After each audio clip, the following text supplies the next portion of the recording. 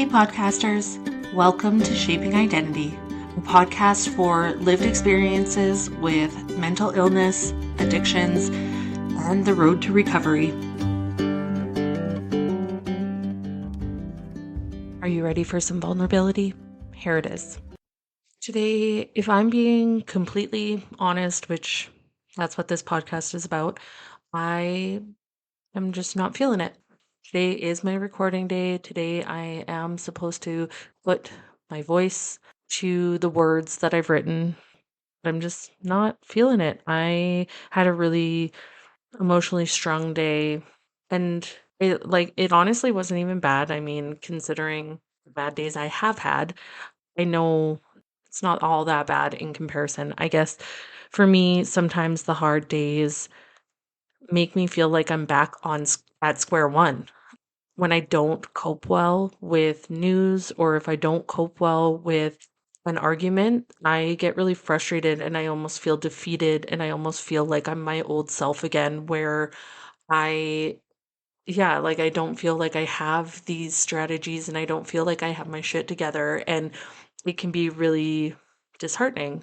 I really pride myself in how far I've come along. And so on days like today when I don't feel like I'm handling things well, I really don't give myself enough grace. And I'm sure there's others that kind of do the same. And so anyway, all that to be said, I I will be speaking to you today about my issues in my lifetime with my mother. I have in other pod or other episodes explained that my relationship with my mom has definitely been up and down. And, I think a lot lately has just been making me want to repair that relationship or be a little more understanding. And to put that into context, a couple of my friends have experienced the loss of their parents recently. And I and under circumstances, so I mean, one of them wasn't under circumstances that I would necessarily be able to relate to, but the other one lost a parent to their addiction. And so sometimes I get to a point where, I really reflect on how am I going to feel if I haven't mended things or I don't know, I haven't worked on being there for my mom. And it's hard too because I know I was raised very much in a household of like, she's your mother, and blood is thicker, and all those cliches and sayings of, your family, you just gotta grin and bear it. You gotta take what they give you and love them anyway. And so I was raised in that, and then now there's this new thought process of you don't have to just love unconditionally in that regard when people don't give you, not even give, like people don't, I don't know how to express it, but yeah, like I guess boundaries would be a good way to kind of say it, is it's reasonable to be setting those boundaries for yourself. And I understand that, but it's hard and it's easier said than done. And so, there's lots that my mom has done as I've grown up that I could set boundaries and say, I don't want you in my life, and just kind of put up that wall. And then there's a part of me that really relates to her. She has definitely battled her mental illness and addictions in a different way than I have, but she was the first person that ever explained to me or showed me mental health days where you just need to relax and take care of yourself and do those self-care days. I mean, self-care was a little bit different when I was younger. We would just stay home and watch movies in bed all day. But aside from that, she's the one who introduced me to sometimes you need to rest and let your mind heal. And so it's really hard for me sometimes when I remember those pieces, but then I also remember times where when I turned 13 and she threw a rock through my tent or screamed at me because our cat got out, and she told me I did it on purpose and that I always hated that cat, and she said some really hurtful things. I think a big thing that always comes up for me when I re reflect back on times with my mom is that she really gaslighted me in the sense that I was like, I didn't do that on purpose. And she'd really get in my head of, yes, you did. You did this and it is your fault. And I think too, like if anybody saw the teaser or whatever I put on Instagram for this episode, there were times that because my parents were separated, I would wake up in the morning and it was I'd be staying at my dad's house and the age I was, internet was just booming and there was MSN and things like that that you wanted to go online and check things out. And so I'd always kind of start with going online and checking if I had any emails, I had any messages, anything like that. And sure enough, a lot of mornings I woke up, I would have a really, really angry and hateful email from my mom.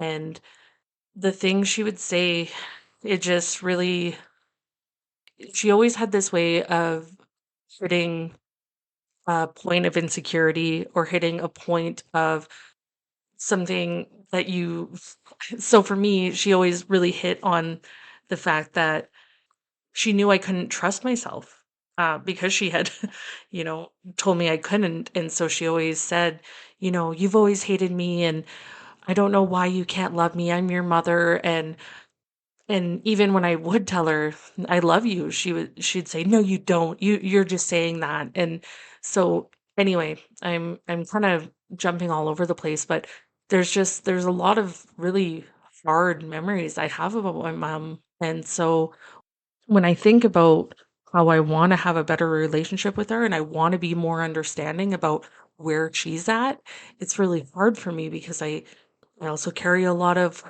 that childhood trauma and it just, yeah. Anyway, so I guess what I'm trying to say is right now I'm trying to mend things with my mom and it's hard. And anyone who has a relationship with parent that struggles with mental illness or addictions can maybe relate. It's a very back and forth. It's very, one day might be really good and one day is really hard and you never really know what to expect. And I think that's something as as ironic as it is, like something that I came to expect was that I never know what kind of attitude or behavior I'm going to see from my mom. And so some days are really, really good days. Like we really connect and I really feel like, wow, this was a good conversation. Maybe this is in the right direction. And then there's other days that, I don't feel that way. And so I guess recently she says she's going to counseling and I don't know.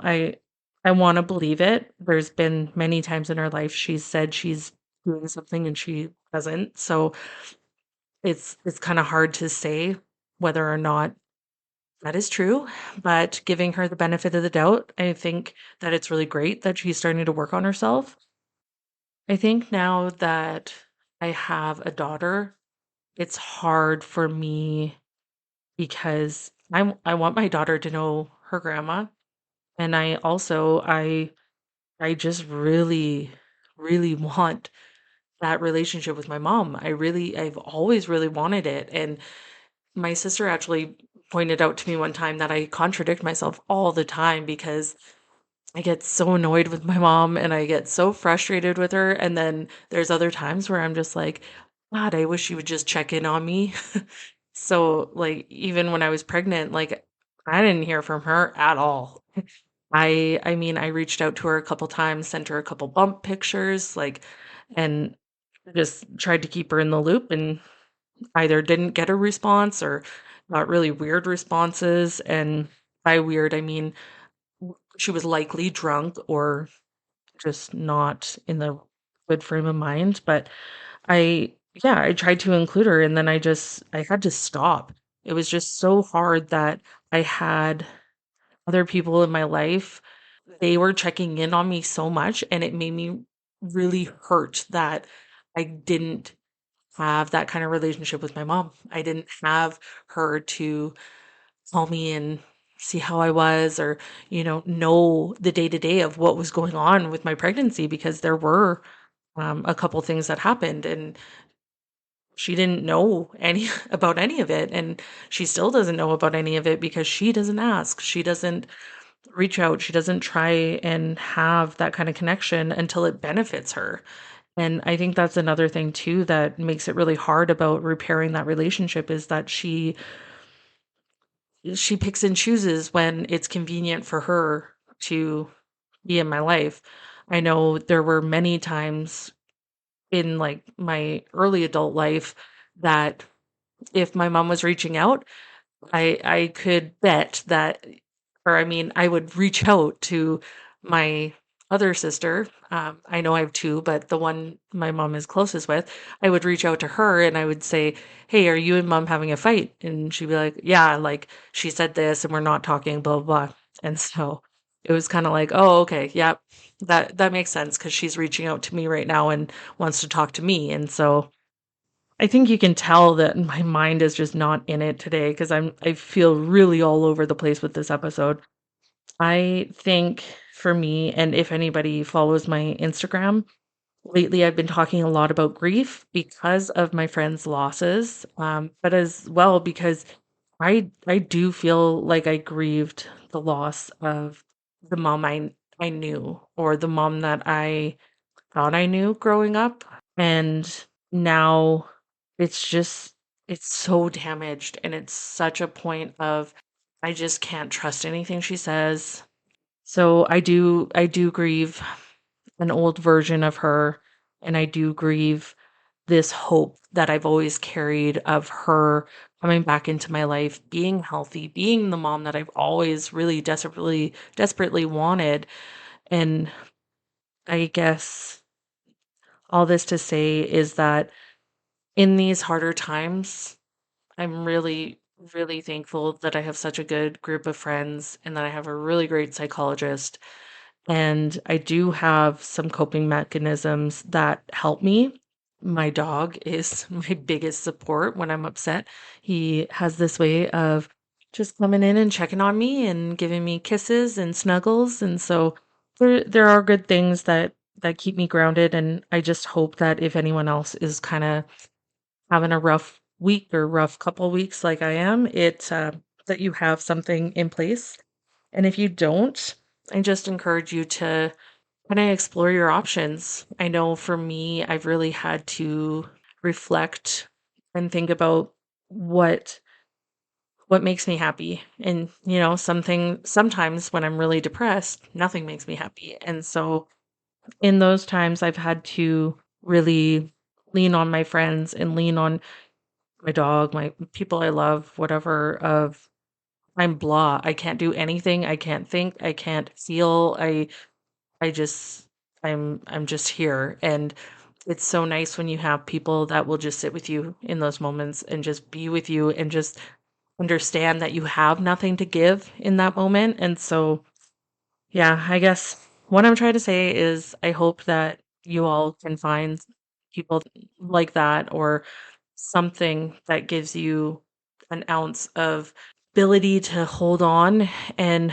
make it through that day or that week to bigger and better things. I know that for me this is a blip on the radar, and I know that one bad day doesn't mean a bad life.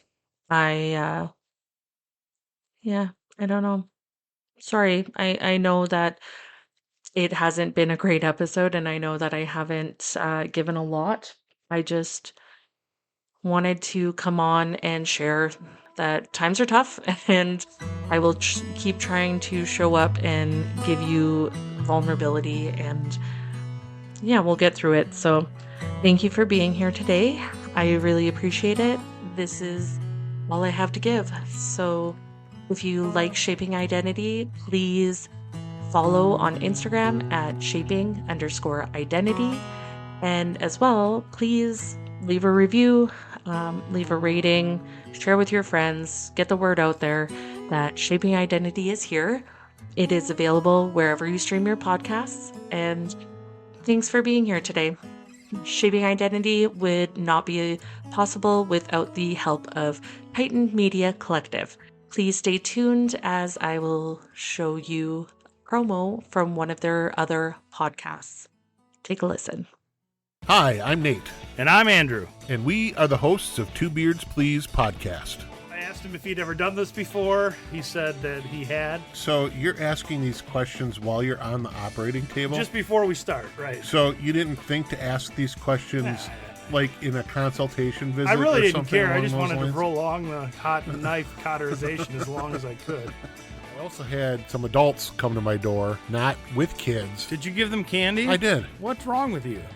They deserve apples.